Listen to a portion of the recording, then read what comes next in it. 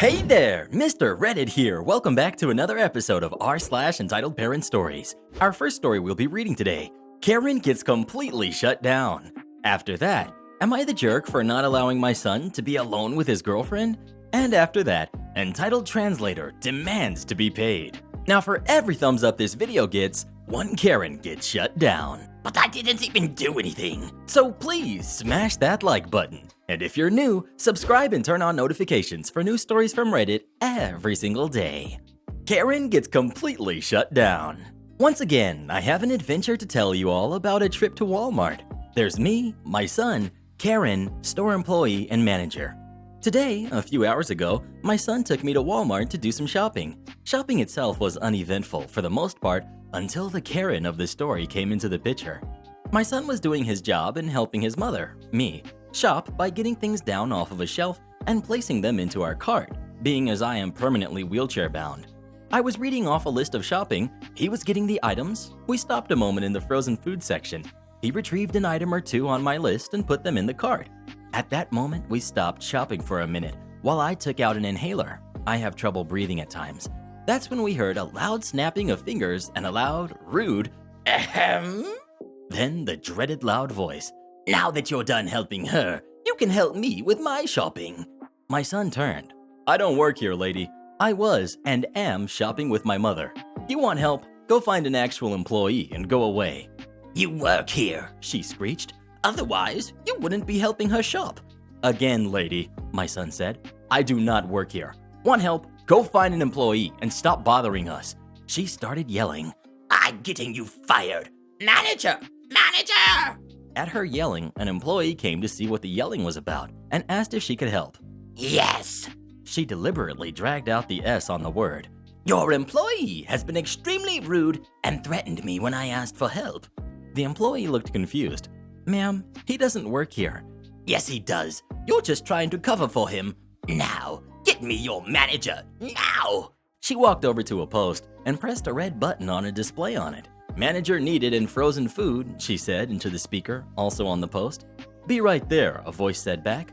Now we'll see how long you're employed here, the Karen said as she stood there with a smug look on her face.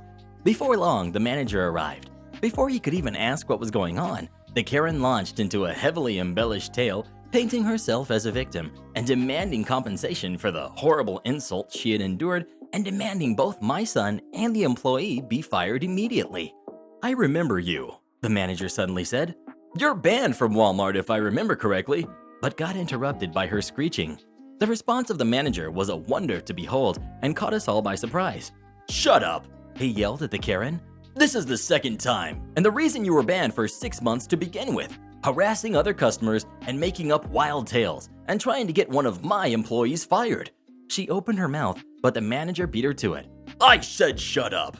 Now leave your cart where it is and get the heck out of my store. And don't ever set foot in here again or I will trespass you and have you jailed.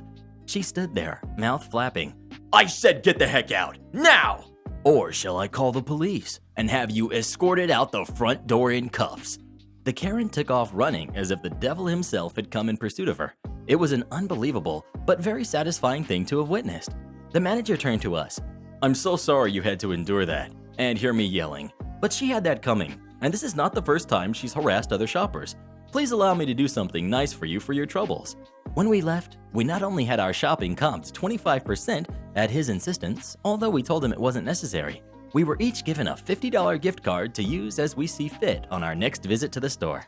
And I have a new hero to enjoy talking to whenever I go shopping there again. What would you do if a Karen started messing with you? Would you shut her down or not? Please let us know. I'd like to see you try to shut me down. Am I the jerk for not allowing my son to be alone with his girlfriend? My son is 16. His girlfriend is 2. They've been dating for about a year. When they started dating, it was normal and appropriate. Then, over the last several months, I've noticed strange behavior, especially around her. He's usually really talkative and emotive and energetic, but he's kind of withdrawn whenever she's around. She'd answer questions for him and finish his sentences too. I didn't think much of it at first, but then I realized he wasn't spending much time with his core group of friends anymore. Turns out, it was because his girlfriend said he wasn't allowed to see them without her. He wasn't going out and doing things he used to enjoy. I asked him about it, and he said his girlfriend didn't think they were cool things to be doing. She sold his skateboard. She threw out all his drawings. We had a talk about not changing yourself to please others, and I thought she was a jerk. But it was all normal teenage coming-of-age stuff. Recently, I was on the road for work, and he had gone on a date with this girl, so I texted to ask how it went. He didn't reply. I followed up to be sure he made it home. He called and said he couldn't reply over text because she reads all his messages and asked me to not ever text him about her. I told him that was a red flag, but he said that when things are good with her, they're really good, so he's fine to put up with her when things are bad. I'm a single mom, so I thought maybe I was being too overprotective of the whole situation and I just needed to stop interfering. But on that same trip, I called again to ask how a visit to his aunt had gone, and he said he didn't go because his girlfriend feels like he spends too much time with his family lately. I advised him that wasn't her decision to make, and if he felt like he spent too much time with family, that was one thing. But he needed to learn to tell her no, and if she couldn't handle it, she didn't deserve him. He said he couldn't do that because he was afraid of what she would say, and she's unpredictable when she gets in a state. I was still at crossroads because I know he's at an age where he needs to learn to problem solve for himself. But a male coworker couldn't help overhearing us talk, and he said, "Just consider, if you had a daughter instead, would you be letting a boyfriend treat her like that?" I hadn't thought of it like that. So when talking didn't work, I eventually banned them from being alone together and took her off his social media so she can no longer monitor it. A lot of men who I trust to give me single mom parenting advice are saying this was a jerk move because my son is not in any danger and needs to learn to not let girls push him around.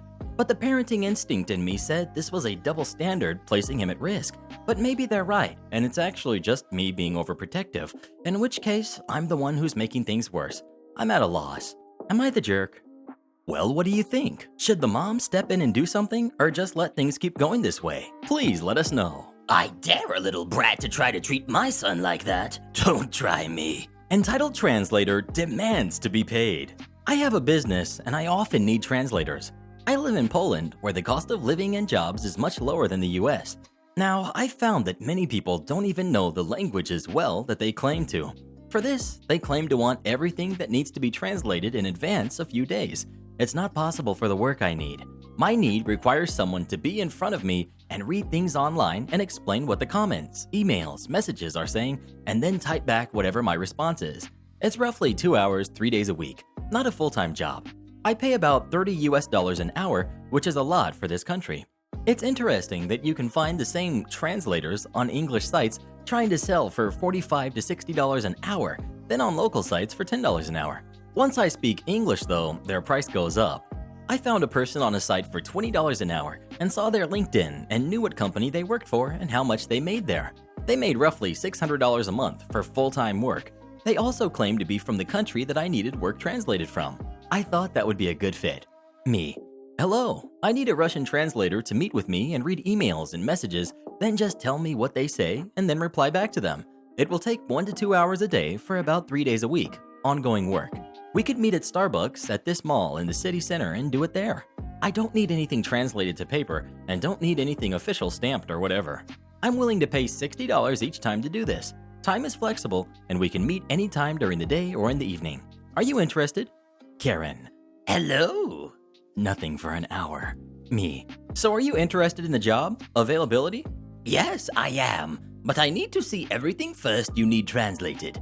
Me. That's not possible. I need you to read it in front of me and explain and then reply. There's a lot of last-minute messages and emails that need to be responded to as fast as possible.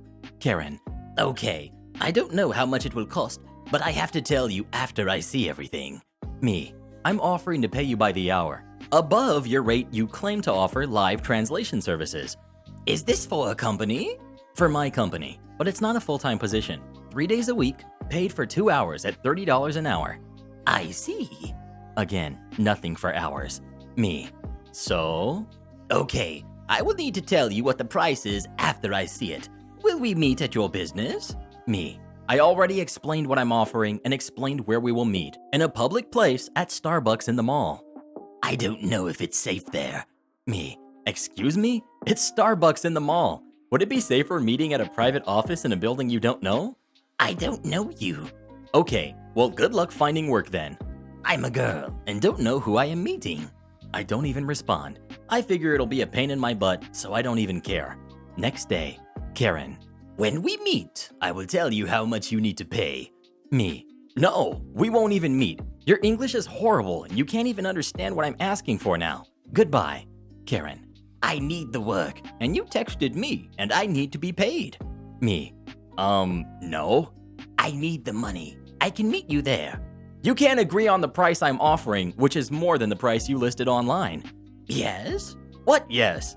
Yes, I do not agree. I will tell you how much you will pay each time. No! Again, good luck finding work. I need the money. You have a job. I need extra money. My job does not pay enough. Goodbye. Next day, Karen. Will we meet today? Hello? I will do the work for $100 an hour. You owe me $100 for the time I spent texting you. Question marks. You hired me, and now you won't answer? $70 then, and I will not report you. Question marks? Really, the worst one I've dealt with. Speaking of languages, do you speak any other languages besides English? Please let us know. I'm fluent in Karenese. Am I the jerk for not siding with my wife after she took my daughter's diary? I'm 38, male, and I got married to my wife, Nora, who's 31, 5 months ago. My daughter, Madison, who's 12 from my previous marriage, is currently living with me and my wife. My daughter is not on good terms with my wife. There's constant tension between the two of them, even though my daughter has been very respectful and keeps to herself. My daughter, Madison, has a diary where she expresses her thoughts and feelings and writes about what bothers her without having to bother anyone by listening. It's her choice to do that, and I respect her wanting her own space. Last week, while I was at work, Madison called me and she was crying. She told me that her stepmom took her diary and read through it and refused to give it back. She said she wanted me to come home immediately. I got home to find Nora and Madison having a screaming match. I asked what was going on, and Madison told me that her stepmom snooped around in her room, took her diary, and refused to give it back. Nora denied and said she had no idea what my daughter was talking about. I asked my daughter to confirm it, but she didn't. She just kept saying her stepmom took it and must have hid it because it was gone that morning. Nora said she didn't do it. I got stuck. I didn't know what to do. My daughter told me to look for it. I started looking, thinking she might have forgotten where it was, and I was surprised to find it in our bedroom. I gave Madison her diary back and lied about where I found it. I secretly confronted Nora about it, but she broke down and said that I was supposed to comfort and support her because she read the awful stuff Madison said about her in her diary. I told her she was in the wrong for taking Madison's diary in the first place and to cause an issue. She got mad at me and went on about how she was treated and how I was supposed to defend her from this much hate and resentment. I walked out of the bedroom. Nora stayed there all day and refused to eat dinner.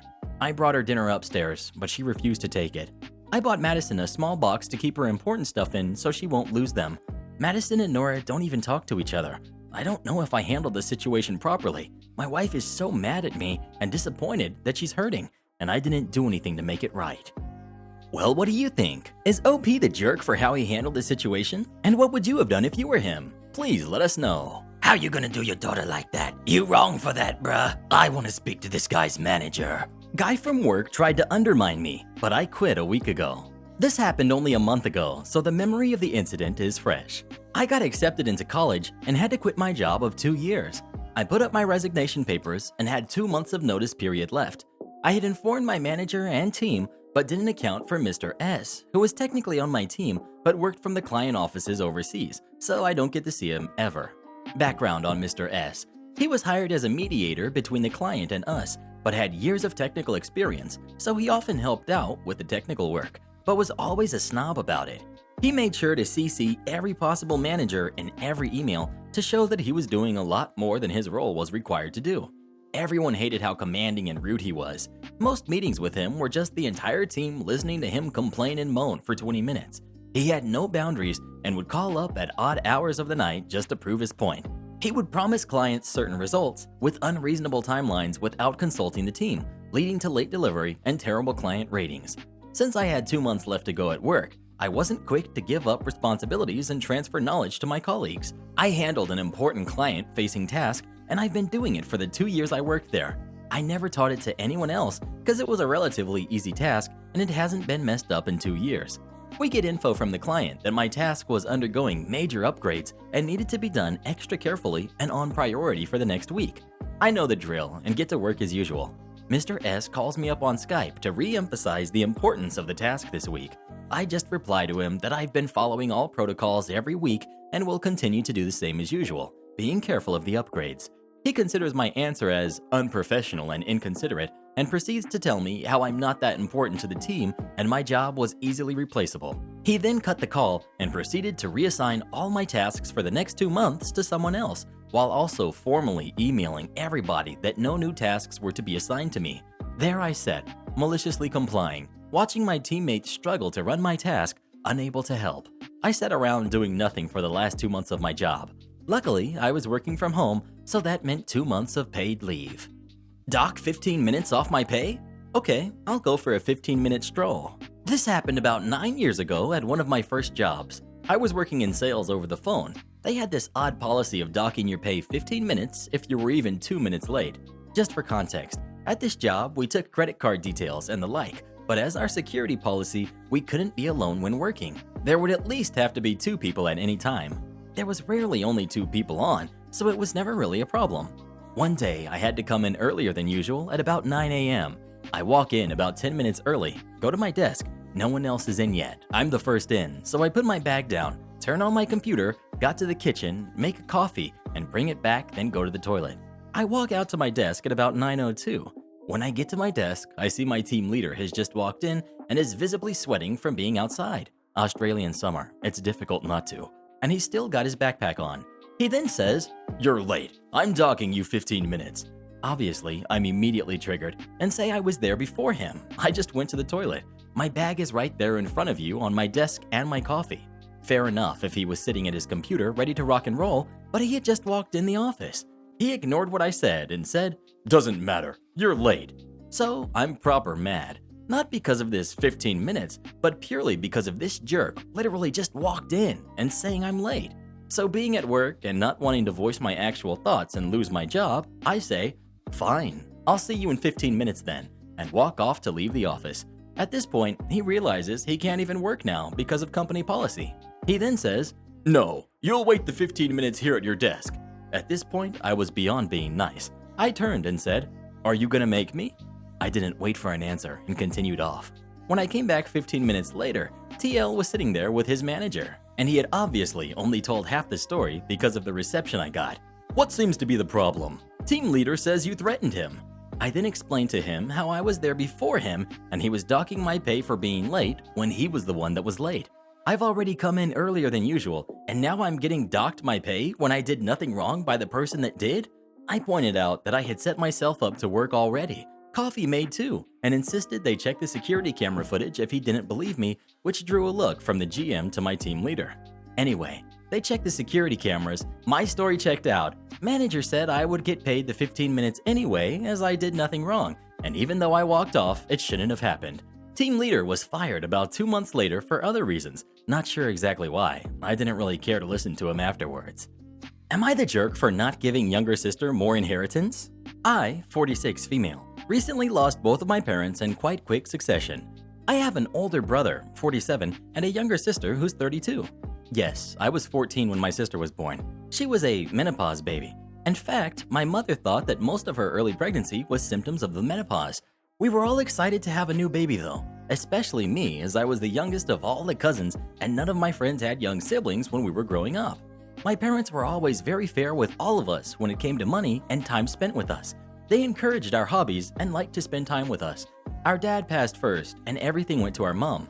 When she passed, everything was split between the 3 of us apart from things that were stated, such as a set of golf clubs going to my brother and jewelry left specifically to my sister or to me. We decided to sell our parents' house and split the proceeds equally as none of us wanted to live in it. Last week, my brother and I received an email from our sister. She believes that she should have been given more inheritance money or the entire proceeds of the house sale. Her reasoning for this is that she is so much younger than my brother and I, she got to spend less time with my parents whilst they were alive than we did. Somehow, she reasons that this is fair. My brother and I think this is absolute nonsense. Our parents were clear on splitting things equally. We both left home when we turned 18 to go to university and were lucky that we didn't need to return home for a while to save money or anything like that. My sister lived with our parents until she was 25. My brother and I have agreed we are not giving our sister any more of our share of the inheritance, which isn't much anyway, and the proceeds of the house will be split 3 ways as specified in both of our parents' wills. She has said we are selfish and she is owed this because she didn't have as much time with our parents. I don't feel like I'm in the wrong here, but a few of my friends have suggested I make a token payment to keep her happy. I don't think she would be unless it was a significant portion of my inheritance or my share of the house sale. Am I a jerk for not wanting to give my sister more money just because she's younger than me? Edit. Thank you very much for all of your condolences. Becoming an orphan is very hard at any age, it seems. I'm thinking that I will speak to my brother about talking to our sister about getting some sort of grief counseling and offer to go with her. It might be a way of finding out if there are any other issues that we don't know about, as outwardly she is a successful professional. If there is something wrong, then we will offer our support. I love my sister very much, and I don't want to end up estranged over this, especially during a time of grief. Sister stole the game that I bought for $80. So back in Christmas of 2019, I, 13 at the time, decided to treat myself by buying Overwatch for the Xbox One, a game that I was really excited to try out. I also decided to let my sister, entitled sister, use it every now and again because she really liked the game too. I wrapped the game up and placed it under the tree because Christmas was the next day and I thought it would be funny for it to say, from Easter eggs to Easter eggs. Christmas came and we all started opening our gifts. About halfway through, I saw my game and opened it while showing my grandpa. He was on a video call. I told my sister that she could use it every once in a while and she got super excited and says it was an awesome gift and asked when she could go play. I said after I try it because it's my game. Entitled sister. Yay! This is the best gift ever! When can I go and play? I really want to try Reaper out. Me. Probably after I give it a go, because it's mine and I paid for it. She agrees and keeps opening her gifts, and I open up the rest of mine. Later, we start playing it and everything is going great. It gets to about 1 a.m. and we go to bed. I wake up to her playing Overwatch in my room on my Xbox at 5 a.m. Me. What the heck are you doing in my room? Get off my Xbox and go to bed. Entitled sister. Well, I can't play it on my Xbox because I don't have Xbox Live Gold, so I decided to play it down here. Me. No, it's my room, my account, and my Xbox, so get out of here before I make you. Her. It's not your game. You bought it for me. You said so yesterday. Me. No, I did not. I specifically said that it's my game, and you could play it when I said so. No, you didn't. You're delusional. I'll just take my game and not let you play it anymore. She took the game up to her room and hid it from me. It took me about 3 days to find it again. I started to just sneak the game into my room to play it when she was gone shopping with my mom or out with a friend and put it back when my dog started barking, basically a sign that there's a car parked outside of our house. She didn't find out for about 3 months until I forgot the game was in my room while playing Minecraft on my PC, which made it that I couldn't hear the dogs barking because of my headset. She came downstairs, bursting the curtain that I call a door off of my walls that aren't even walls, and saw the game and began screaming. Why do you have my game? Me. Oh, do you mean the game that I bought for myself for $80 that you stole? I wanted to actually use it. It's not your game. You bought it for me. Me. Keep telling yourself that, sis. Entitled sister snatches the game and slaps me. You are not using this game again. I'm gonna sell it and none of us are gonna use it. Me. Ow! You know what? Do it then. It's fraud. You can't sue me. I'm your sister. Watch me. She just decided to hide it again, and I still haven't found it 5 months later. She still uses my Xbox account for it when she does play it too. Her birthday is coming up in 6 days, and I'm not buying her anything. In fact, next time she isn't even near her Xbox, yes, we both have an Xbox One S each, I'm gonna delete my account from it entirely. That'll teach that jerk. Entitled mom tries to put me in my place, but tables were turned. Cast. We've got me, we've got entitled mom, we've got entitled mom's daughter, and the district manager. I was a store manager for a semi-well-known women's clothing store for about 12 years. I left retail altogether 2 years ago. This story is several years old and takes place Black Friday. The company I worked for didn't really have any sales on Black Friday as they always had clearance markdowns every week. As store manager, I was required to be there at 7 a.m. when we opened. I didn't get off until about 4 p.m. that day. I had closed the day before Thanksgiving. We were told that any overdue layaways needed to be put back on the floor Wednesday night, so we wouldn't miss any if we were close to making our monthly bonus Saturday night at close. So I put all overdue layaways back. There were quite a few, as we had been extremely busy and hadn't put back any. I realized this meant no one had probably called our customers informing them their layaway was due. We always try to do this, but for some reason we hadn't done it due to being busier than normal. Anyways, Friday morning around lunchtime, Entitled Mom enters. She comes up to the register after looking around and says she wants to pick up her layaway. I immediately recognize her as she shops at several of our company's surrounding stores. I remembered putting her layaway back as it was 2.5 weeks overdue. I told her I was sorry, but I cleaned out all of the overdue layaways Wednesday night. She went off on me, called me and my employees idiots, you name it. She says, "I want my money back then, in cash." Me, "I'm sorry, but as you know, our policy doesn't allow for layaway refunds to be given back in cash. It's required to be put on a gift card." Since when? "Since the beginning of this year." She said she wanted to speak to my manager. I started backing up towards the store phone as I waved and told her I was the store manager. She says for me to get my district manager on the phone. So I called my DM, explained the situation, all the while the customer is speaking quite loudly and my district manager can hear her. DM, "Is that her?" Me, "Yes." Entitled Mom, Let me talk to her. DM, "Tell her if she can bring her receipt showing how she paid every payment, I will allow you to give her the money back with how she paid. Otherwise, it goes on a gift card." Me, "Okay." DM, "Let me know if she's okay with that. And if not, I'm in the next town over store. I can be there in 10 minutes. Me, "Okay, bye." Me to Entitled Mom, "So DM will allow me to give you cash back." Entitled Mom smiles real big. "But you have to have all receipts showing you paid cash." Entitled Mom's face falls. Okay, fine. I'll be back. I'm going home to find my receipts. All my employees are looking at me like, wow. As I'm walking the store, I got to thinking, you know what? I'm gonna show her some grace. I went and pulled her layaway slip, found everything in her layaway and put it aside. She came back with her daughter, entitled daughter, about 20 minutes before the end of my shift. She walks up to me and tosses her receipts on the counter and says, There, now about my money. Me, "Well, I wanted to let you know that after you left, I pulled your layaway slip and went and found all your items that had not been sold yet. Here they are. But I want you to understand something. Yes, we could have called you to remind you, as I know you are a frequent shopper with our company. However, I want you to understand something. You see, all these people in my store right now, about 20 to 30 people. Well, my entire year has been busier than normal for me and my staff. We've been doing the best we can. This is only going to get worse the closer to Christmas.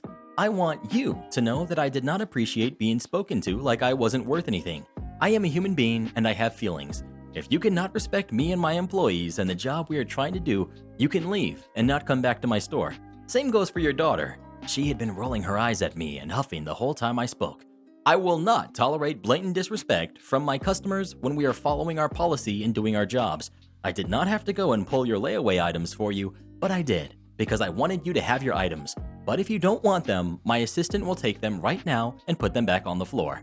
Y'all, she was floored that I would say that to her. She was quiet for a moment and spoke with her daughter on what they wanted to keep or not. She turns back to me and says, I'm sorry for how I acted. You are right. I behaved badly, and for that, I apologize. I will take everything in the layaway, and we can use the refund towards the final total. I want you to know that it will be a while before I do come back in here, though. I told her I understood and that I hope we could have a good employee/customer relationship next time we meet. I ran into her at another store months later when I was helping the store manager out. She came up and gave me a hug and said she was gonna come and see me soon in my store. She was in there the next week. Karen, are you crying? Of course I am. That was the sweetest ending I've ever heard. Entitled Family wants to fly first class, expects me to give up my seat. This happened in mid-March. I'm aware that this does make me seem like a spoiled person, and I'm sorry. I'm just telling it as it happened. This was my first experience with an entitled parent, and I was just angry. And even writing this is making my blood boil. Anyways, have a great day/night and happy reading. So my family and myself were flying back from a ski trip. This is important. Now the day we left the mountain, it shut down. We considered ourselves lucky. However, there were people just arriving that day who had to cancel their skiing plans. So we're just boarding this flight, and normally they have a separate ramp for first class and economy. This is important because of how we meet entitled parent. So we board the plane first and take our seats. Now keep in mind that this is a 5 to 6 hour flight, so the first class or cabin has 20 or so seats. So after our zone boards, the next one boards, and so on until the entitled family comes. They consisted of a mother and her 2 kids that looked around 13 and 15. As they passed, they whispered, "spoiled," under their breath. I didn't think much of it until we were in the air.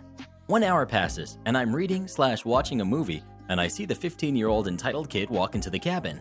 She stares and looks around for a few minutes and then goes back. I again just brush it off and go back to reading. Shortly after that, they start serving the first meal.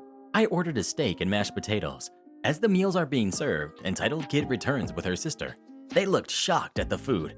To be fair, it looked better than most standard airline food, and walked up and down the aisle. Then a flight attendant told them to leave as they weren't supposed to be there.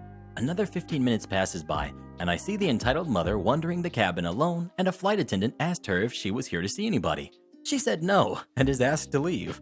She then asked the flight attendant if she can trade places with one of the first-class passengers, and the flight attendant says that she can if she gets permission from the passenger she wishes to trade with.